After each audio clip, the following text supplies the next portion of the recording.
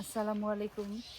এই কুয়াশাচ্ছন্ন শীতের সকাল অথবা দুপুর অথবা রাত, কুয়াশা যেন বাড়িঘর বেড়ে নিয়েছে। তো যাই হোক, আমরা 3 দিন হলো এখানে এসেছি। এটা হলো ভালুকায় অবস্থিত বনগাঁও ভিলা। এই ভিলাটা আমার মেয়ে জামাইয়ের দুলাভাইয়ের করা। উনি পেশাজীবী চাকরিজীবী মানুষ, কিন্তু সত্যিকার অর্থে ওনার পরিচয়, ওনার নিজস্ব জীবনের পরিচয় ছাপিয়ে যে পরিচয়টা উঠে এসেছে সেটা হলো উনি একজন আর্টিস্ট। উনি প্রকৃতির মাঝে এক খণ্ড প্রকৃতি মনের মাধ্যমে মিশিয়ে এই যে হাঁটার রাস্তাগুলো করেছেন, সে পদ্ম পাতার ফাঁক দিয়ে তৈরি করেছেন। আমি একটুখানি চটচট করে দেখাই, কারণ অনেক বড় জায়গা দেখানোর জন্য।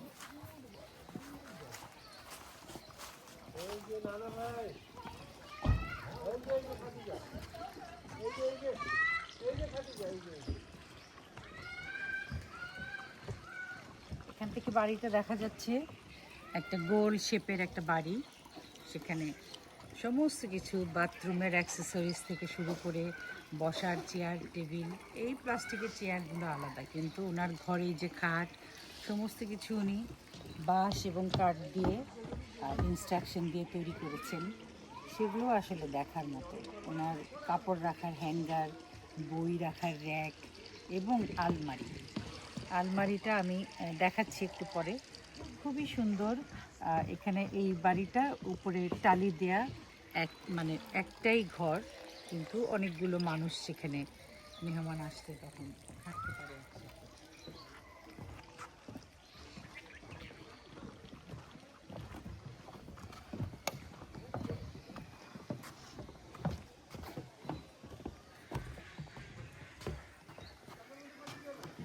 শাপলা পুকুর, এখানে মাছ আছে, মনে হয় তেলাপিয়া জাতীয় মাছ, আর অজস্র শাপলা চতুর্দিকে ফুটে আছে।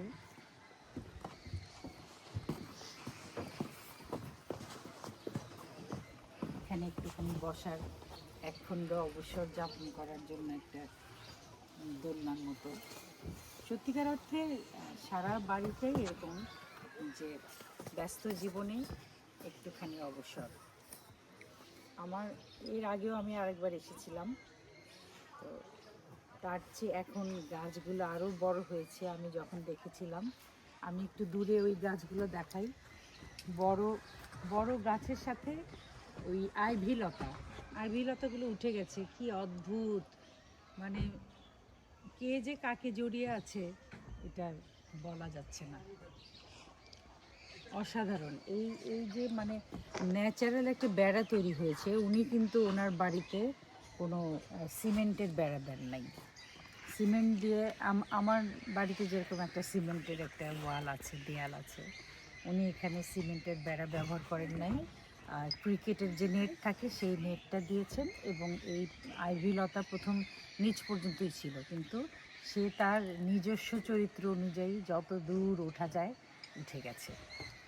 এই এই পুকুরের পানিটা বর্ষাকালে একদম উপরে উঠে আসে, এই পর্যন্ত ছুঁই ছুঁই করে, আর তখনকার সৌন্দর্যটা আরও অন্যরকম।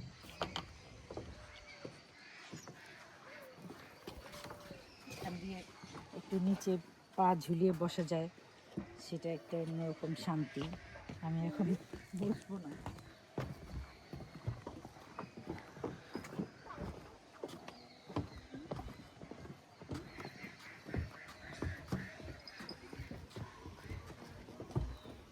এই যে বাঁশ দিয়ে সিমেন্টের স্ট্যান্ড দিয়ে তৈরি করা, এটা ওনার গোলাঘর।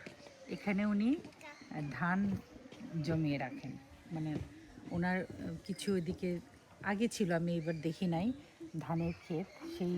সেই ক্ষেত থেকে যে ধান পেতেন, পাওয়া যায়, সেটা এটা ওনার গোলাঘর। এটা হলো ভিতর বাড়ি দিয়ে এই জায়গায় আসার রাস্তা।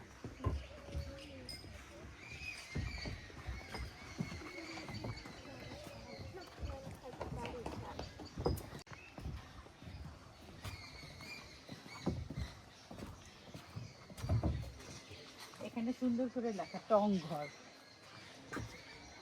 এটা একটা আসলে আমাদের জামাই মইনুল কাসেম, তার হলো সেন্স অফ হিউমারের ব্যাপার, মানে যেখানে যা দরকার সেখানে মানে লিখে রেখেছে, অ্যাজ ইফ যে না লিখলে কেউ টেরই পাবে না এটা টং ঘর। এটার মধ্যেও একটা আর্টিস্টিক ব্যাপার আছে। এই টং ঘরটা প্রথম তৈরি হয়েছিল এখানে। আমরা যখন গতবার এসেছিলাম তখন আমরা চা খেয়ে গেছি। আর বারবিকিউয়ের প্রতি অসম্ভব ভালোবাসা, যার জন্য মানে যেখানেই উনি বসবে সেখানেই যেন উনি লেখাপড়া করতে পারে। যেরকম একটা ছোট্ট একটা টেবিল আছে, সেই টেবিলে সে লেখালেখি করে। আর এখানেও এই জায়গার মধ্যেও বারবিকিউর ব্যবস্থা করা আছে। হয়তো এটা মানে খুব একটা করা হয় না, দেখেই বোঝা যাচ্ছে। আমরা যাচ্ছি আরেকটা জায়গা।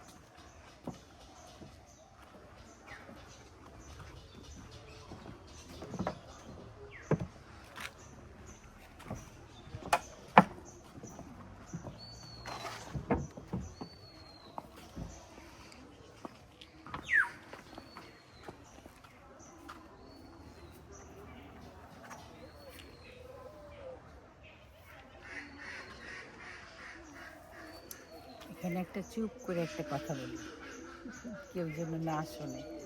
সেই কথাটা হলো যে এত বড় বাড়ি পরিচালনা করার জন্য সাহায্যকারী লাগে। তো সাহায্যকারীদের একটা স্থায়ী আবাস বাড়িঘরও লাগে। সেটা উনি এমনভাবে করেছেন বাইরে থেকে দেখার কোনো উপায় নাই। নিচে ওদের ঘর বাড়ি, উপরে আরেকটা সেকেন্ড টং ঘর।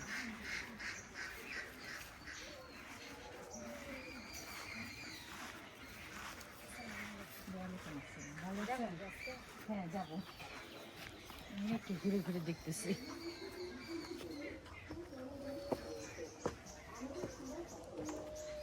যদিও এখানে লেখা আছে অফ ইয়োর শুজ, কিন্তু অনেক ঠান্ডা, এই সময় শুজ অফ করার সাহস পাচ্ছি না।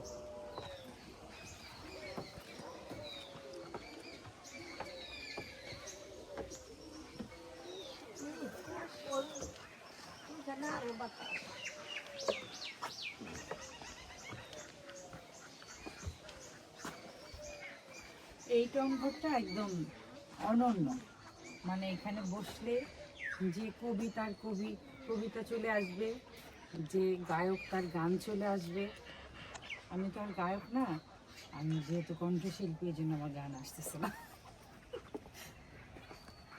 এই যে গাছ টাছ দেখা যাচ্ছে, এটার নিচে কিন্তু ওদের বাড়ি, এবং সেই বাড়িতে অবশ্যই যথেষ্ট আলো বাতাস আছে।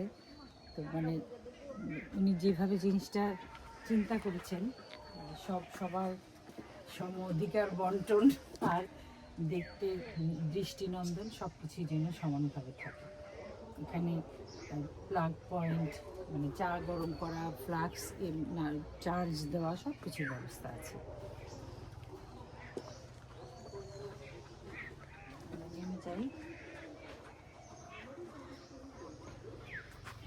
এখানে যখন ধান থাকে, ধান ক্ষেত যখন সবুজ থাকে, নিশ্চয়ই তখনকার সিনারিওটা অসম্ভব অসাধারণ সুন্দর থাকে। এইটা হলো ভালুকায় অবস্থিত, বনগাঁও জেলা। আমার মনে হয় ভালুকার মানুষরা সরিষা টরিষা লাগায় না, লাগালে তো এখন বা খুব কম লাগায়, এখন তাদের থাকতো। কারণ আমাদের উত্তরাঞ্চলে আবার এখন অনেক সরিষা অলরেডি হয়ে গেছে।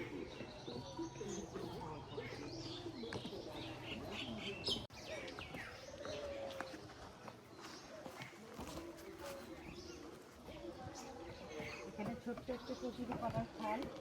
আমি আমার মেয়ে জামাকে জিজ্ঞেস করতেছিলাম যে এই কচুরি পানা কেন, পরে শুনলাম যে ওই হাঁস কচুরি পানা খায় এবং পাখি আছে কিছু, তারাও কচুরি পানা খায়।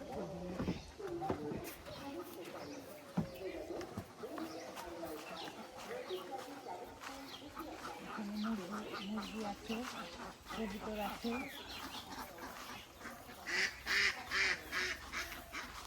হাঁসগুলো জানান দিল, হাই বললো।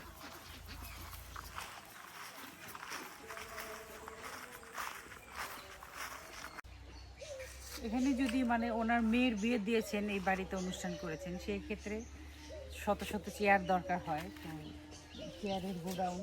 আর ওই জায়গাটুকুতে ওনার প্ল্যান আছে, উনি মসজিদ বানাবেন, ব্যক্তিগত মসজিদ, এবং হয়তো কবরের জায়গা আছে এখানে।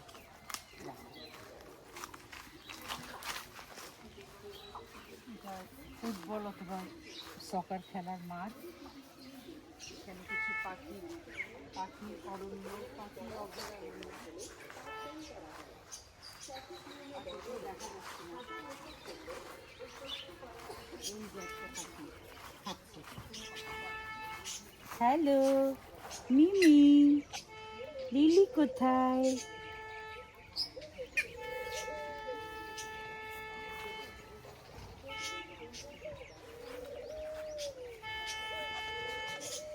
আসো,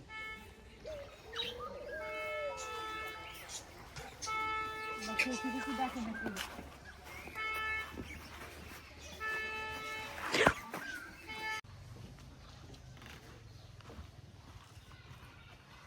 এটা একটা টেবিল টেনিস কোর্ট, আর এই যে লাল ইয়েটা, এটা হলো জেনারেটর হাউস। এটা নিয়ে একদম পাওয়ারফুল জেনারেটর বসানো।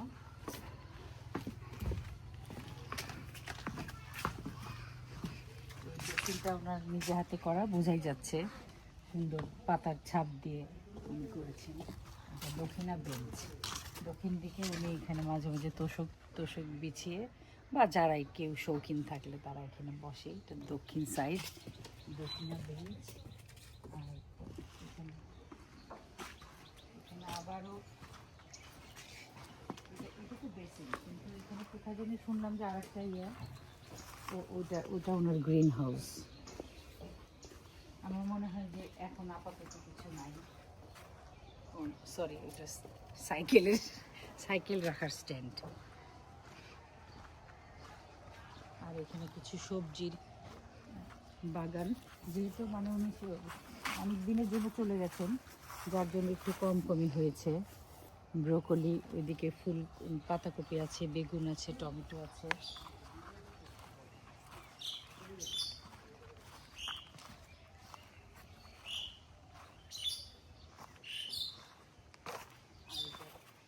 Badminton court.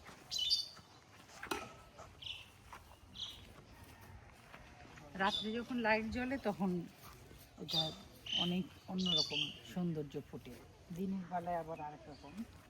আর এখানে ওনার সব গরম মশলার বাগান। এটা এলাচের গাছ, এই যে বুনো এলাচ, এটা বুনো এলাচ। এদিকে লেমন গ্রাস। এখানে এখানে কিছু গোলমরিচ আছে, গোলমরিচ ধরেছে। একটা কথা, জামাই বাবাজি থাকলে একটা কথা বলতাম যে বাড়ির দক্ষিণ দিকে কলা গাছ লাগাতে হয় না।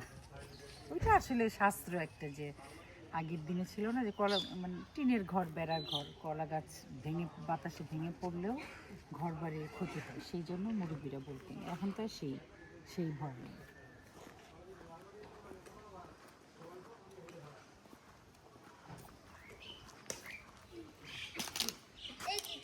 এটা গাজর, গাজরের গাছ, ফুলকপি।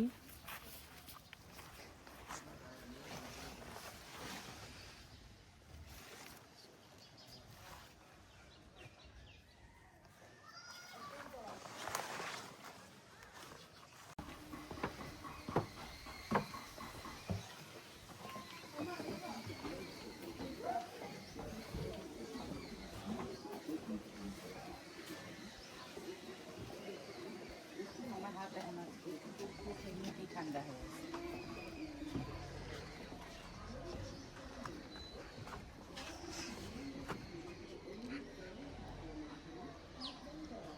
বেড়ানোর জন্য ছোটোখাটো একটা পরিবার অথবা দেড়টা পরিবার, মানে একটা পরিবার আর সাথে দুইজন গেস্ট, এরকম ইচ্ছা করলে আসতে পারেন আপনারা। অবশ্য মানে খুব বেছে বেছে দেওয়া হয় বাইরের মানুষকে, আসলে ভালো লাগবে। অবশ্যই শীতকালে একরকম চেহারা, আবার বর্ষাকালে ভরা বর্ষায় যেরকম আমি এর আগে এসেছিলাম তখন একদম রাত 8টা 9টা অন্ধকার, ঘুটঘুটে অন্ধকার হয়ে গেছে। তখন বৃষ্টি নামার পরে আমার মেয়ে, তারপরে তার ননদরা, ওরা আসলে খুবই একদম অন্যরকম। ওরা কোনো ভয়ডর কোনো কিছু নাই। ওই ওই পাটাতনটা, ওই যে গোল পাটাতনটা, ওই জায়গায় আমরা বৃষ্টির মধ্যে শুয়েছিলাম।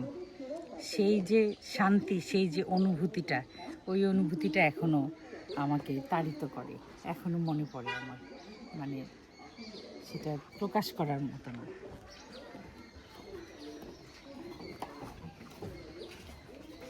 এটা একটা কি খেলা আমি জানি না, তীর মারা, এটা কি বলে?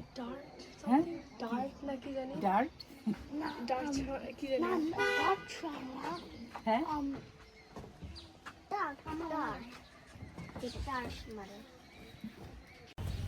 High happy winter. আসসালামু কোথায় বাকি মেম্বাররা কোথায়? হাই ভাবে, কি অবস্থা? কেমন কাটলো তোমাদের? হ্যাঁ হ্যাঁ, দাওয়াত ব্লগ। আসসালামু আলাইকুম।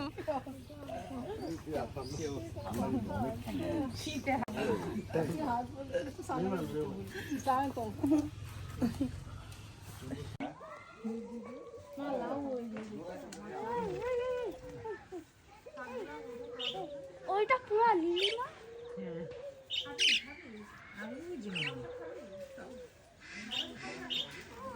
না, আমার মনে হয় না।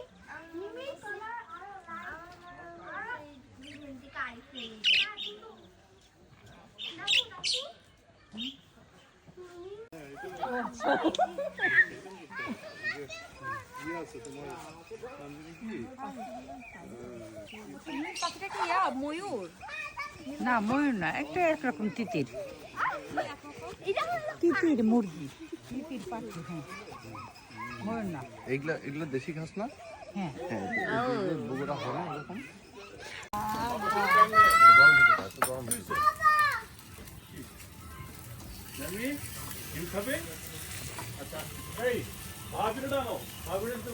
আমি আমার কিন্তু দাও দাও। হ্যাঁ হ্যাঁ, মানে মেয়েরা ভাবিও তো, তুমিও তো টমেটো নাকি? হ্যাঁ, মানে আরো কি কি জানি দিছে বলতে। আমি ফাটাই দেই। না, এটা মজা হয়, মাসুক ভাই কালকে করছিল। লেবু খাইছো কখনো ডিমে? না সেইটা আমার লেবুও দেওয়া আছে। ওটা ভরসা পাচ্ছি না। ঠিক আছে। না না না, জানো জানো। Salama, help me.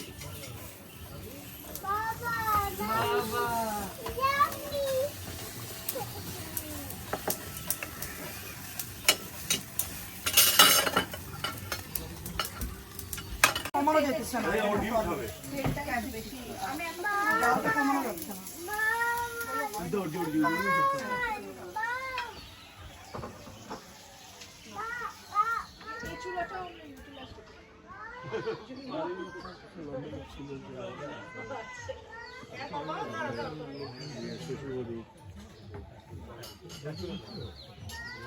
সবাই আসো, সবাই আসো।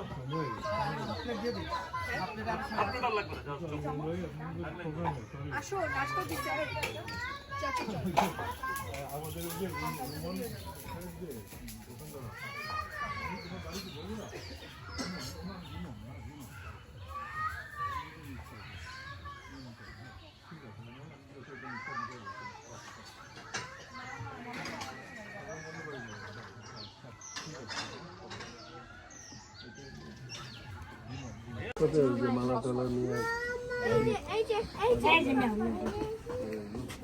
ওকে নিয়ে একটু বসাও। এখানে বসো। আমি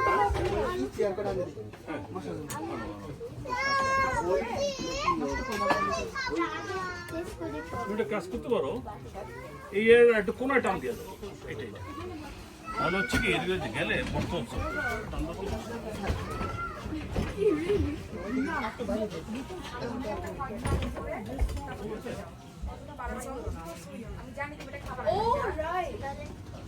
হ্যালো, চলো চলো চলো। ডিম ভাজি ভাজি খাবে এই যে ডিম ভাজি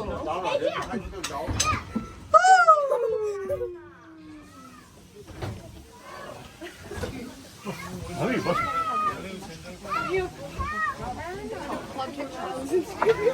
আমি ডিম নিলাম না, তোমার পেটটা কই? নিচ্ছি মাসুটার স্পেশালটা না, স্পেশাল আমাদের কি হচ্ছে বৃষ্টি পুরো ঘুম বানিয়ে মাটি হয়। ভাজি ডিম ডিম পোস্ট দিবে একটা সাথে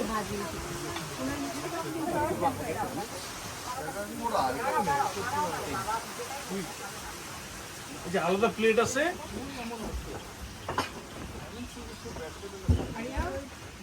তুমি নাওই নাই?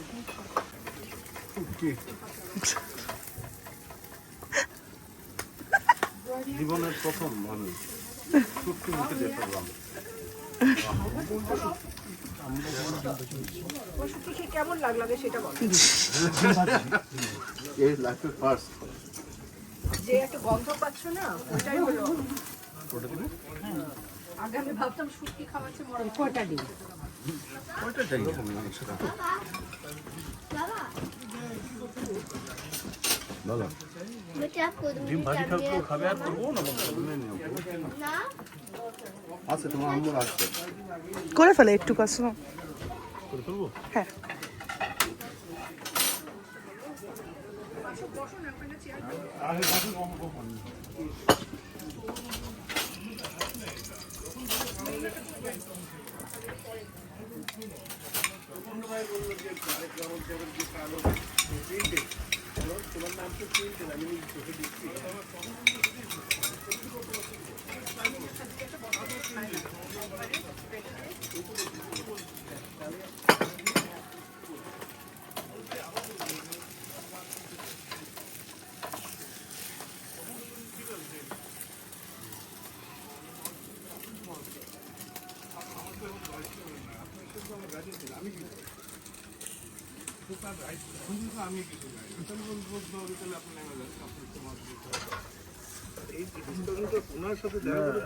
না কোনো কয়েকবার ইংলিশকে ফোন দিছে ফোন ধরে না আর আর ওখানে খুব করা করে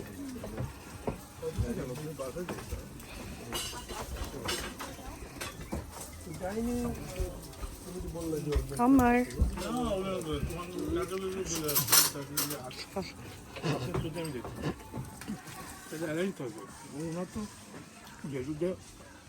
কথাই বলবে তখন বলবে আসছি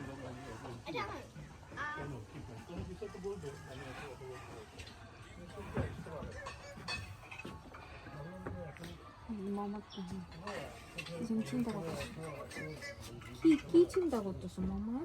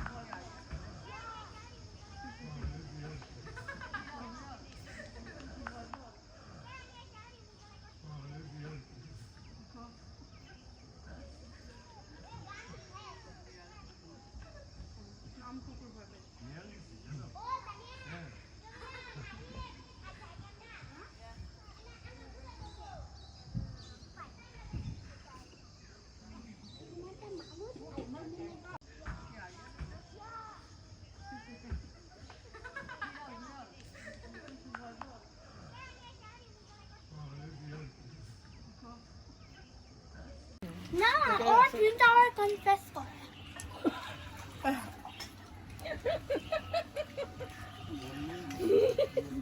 খুব ভালো লাগে না? কিছু না করার আমার এটা কিন্তু অনেক সিক্রেট আছে, তুমি চুপ করে থাকো। মানে চুপ করে থাকে, যখন মুখ খুলে তখন ভাই আরেকটা পট আমার যদি কিছু না তোর সাথে আমি একটু আমি পরে ওটাই নিয়ে ঠিক আছে।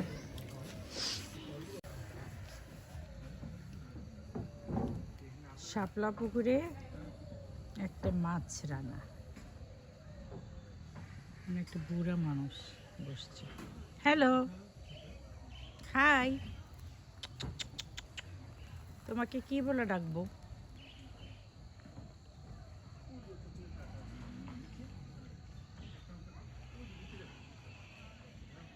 Damn care.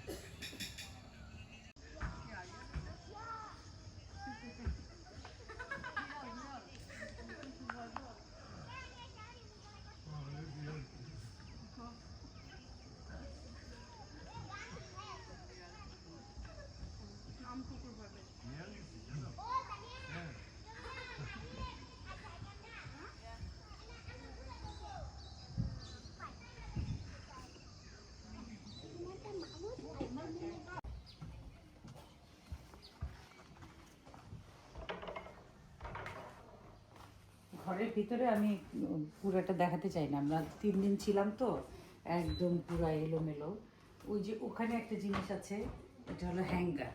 উনি গাছের ডাল কেটে কেটে হ্যাঙ্গার বানিয়েছেন, অদ্ভুত। মানে এই জিনিসটা জানি না, মানে আমার কাছে খুব ভালো লেগেছে। বইয়ের র্যাক, টেবিল, পড়ার টেবিল সব কিছুই ওনার নিজস্ব আইডিয়াতে করা। এবং যেটা দেখার মতো সেটা হলো এই আলমারিটার কাঠের ফ্রেম, কিন্তু এই জিনিসটা হলো এই যে বাঁশের একরকম ব্লাইন্ড থাকে না, সেই ব্লাইন্ডটা দিয়ে উনি এটাকে আলমারি বানিয়েছেন। সরি,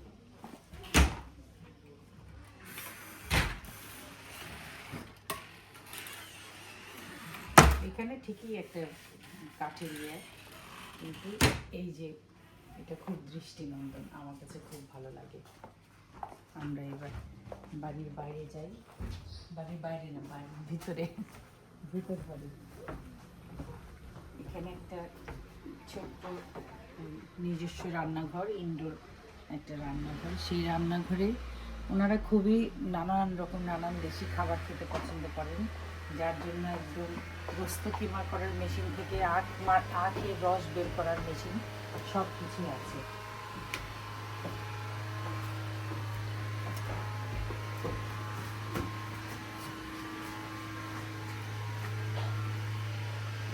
ফার্ম স্ট্যান্ড, ওনার গাছে যা শাক সবজি হয় এখানে সুন্দর করে সাজিয়ে রাখা হয়। যার কথা বলছি বাড়ির মালিক, উনি এখন অস্ট্রেলিয়ায় আছেন, অস্ট্রেলিয়ায় উনি চিল্লা দিতে গেছেন। আর এই জায়গায় এই রান্নাঘরটা ওভেন থেকে শুরু করে, মানে পিৎজা করার ওভেন শুরু করে সব কিছুর ব্যবস্থা করা আছে। এখানে বসে সবাই আমরা নাস্তা খেয়েছি, একটু পরে আমরা চলে যাব। তো চিন্তা করলাম যে আবার কবে না কবে আসি, তো সেই জন্য একটুখানি ভিডিওতে রাখলাম। আমি শেষমেশ একটা জিনিস দেখাই।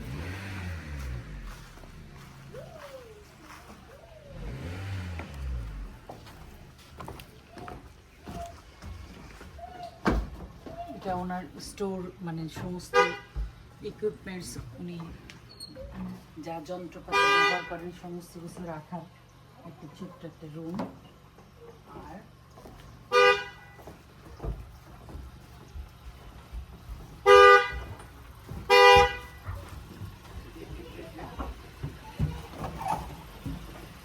মেয়ের নানা শ্বশুর, মানে ইয়াহিয়ার নানা ইজি চেয়ার, সেটা ইয়াহিয়া মানে উত্তরাধিকার সূত্রে পেয়েছিল, কিন্তু তারপরে সে যখন দেখেছে যে ওনার এত শখ, ওনার এই বাড়িতেই আমার মেয়ে জামাই এটা দিয়ে দিয়েছে। তা আমার মনে হয় যে এটা নতুন করে রং করা হয়েছে এবং এই ফোমটা নতুন, কারণ এটা এত আগের ফোম এরকম থাকার কথা না। আর এটা হলো ওনার বাড়ির সম্পর্কে একটা প্রতিবেদন ডেইলি স্টার বের করেছিল, Bongaon villa, a true agro tourism centre. তো অ্যাগ্রো ট্যুরিজম সেন্টার হোক আর যাই হোক, কিন্তু আমি বলি এটাকে প্রকৃতির মাঝে নিজে হাতে তৈরি করা প্রকৃতি। এটাই আসলে একজন মানুষের সার্থকতা। প্রকৃতির মতোই থাকে। উনি ওনার এই যে অনেক বড় একটা জমি, সেখানে উনি কোথাও উঁচু করেন নাই, আবার নিচু করেন নাই, এরকমই ছিল। ন্যাচারাল যে ব্যাপারটা, সেই ব্যাপারটা মাথায় রেখেই উনি বাকি সমস্ত কিছু সাজিয়েছেন নিজের মতো করে। তো এই যে এই যে মানে ভালোবাসা অনেক অনেক কিছুই ভালোবাসা যায়। পয়সা থাকলে কাচের 120 তলা বিল্ডিং তোলা যায়, কিন্তু প্রকৃতিকে ভালোবাসলেই আসলে একটা প্রকৃতি আবার নতুন করে তৈরি করা যায়। এই কথাটাই, এই ভাবনাটাই এই বাড়িতে যখন আসি, আমি এবার দ্বিতীয়বার আসলাম। এছাড়া অনেকবার ছবি টবি দেখি, সবসময় সবাই আসে, ছবি দেখি, তখন বারবার একটা কথাই মনে হয় যে মানুষের পক্ষে সব সম্ভব। একটা মানুষ যেভাবে পছন্দ করে, একটা মানুষ হয়তো মানে দুবাই গেলে যেরকম দেখা যায় কাচের ঝনঝনানি, আমি একদম ফিরেই তাকাই না, কিন্তু আমার সব সময় এই যে মাটির কাছাকাছি, প্রকৃতির কাছাকাছি এই জিনিসটা খুবই অভিভূত করে, এবং আমি এই বাড়িটাকে খুব পছন্দ করি। যাই হোক, সবাই ভালো থাকবেন। আজকের মতো এখানে বিদায়। আসসালামু আলাইকুম।